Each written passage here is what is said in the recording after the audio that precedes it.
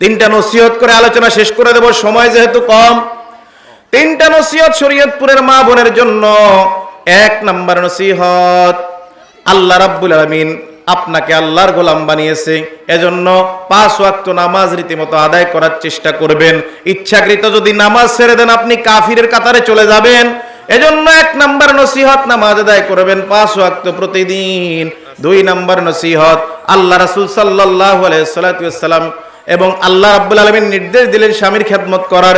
স্বামীর খেদমতের পাশাপাশি আপনাকে শ্বশুর শাশুড়ির খেদমত করা লাগবে। মা বাবার খেদমত যেভাবে করেন শ্বশুর শাশুড়ির খেদমতে কিভাবে করলে আল্লাহ রাব্বুল আলামিন আপনার প্রতি খুশি হয়ে যাবে। এরপরের নসিহতটা হচ্ছে, আমরা অনেক সময় এই প্রতিবেশী থাকার কারণে ঘরের মধ্যে পাশের ঘরে অনেক সময় মানুষের সাথে আমার সম্পর্ক নষ্ট হয়। এই সম্পর্ক নষ্ট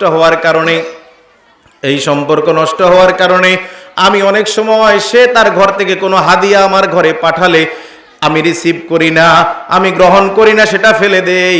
অথচ আল্লাহ রাসূল সাল্লাল্লাহু আলাইহি ওয়াসাল্লাম সহিহ বুখারী 6017 নম্বর হাদিসে বলেন, আন আবি হুরায়রা রাদিয়াল্লাহু তাআলা আনহু قال রাসূলুল্লাহ সাল্লাল্লাহু আলাইহি ওয়াসাল্লাম, জলিলুল কদর সাহাবী আল্লাহ রাসূল সাল্লাল্লাহু আলাইহি ওয়াসাল্লাম থেকে হাদিসটা বর্ণনা করেন হযরত আবু হুরায়রা রাদিয়াল্লাহু তাআলা আনহু।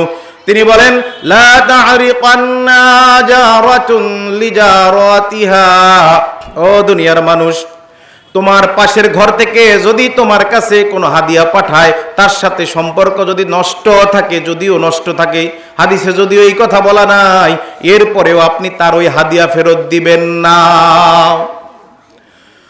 ওয়ালাউ ফিরসিনা শাতান, আল্লাহ রাসূল কি হাদিসে বলেন, যদিও সেটি একটি ছাগলের খুর হয়। সুতরাং আমরা মানুষ সংঘবদ্ধ জীব, পরিবেশ পরিস্থিতির সাথে সামলিয়ে প্রতিবেশীর হকগুলো আমরা যথাযথভাবে আদায় করি। আল্লাহ আমাদের তৌফিক দেখ, বলি আমিন।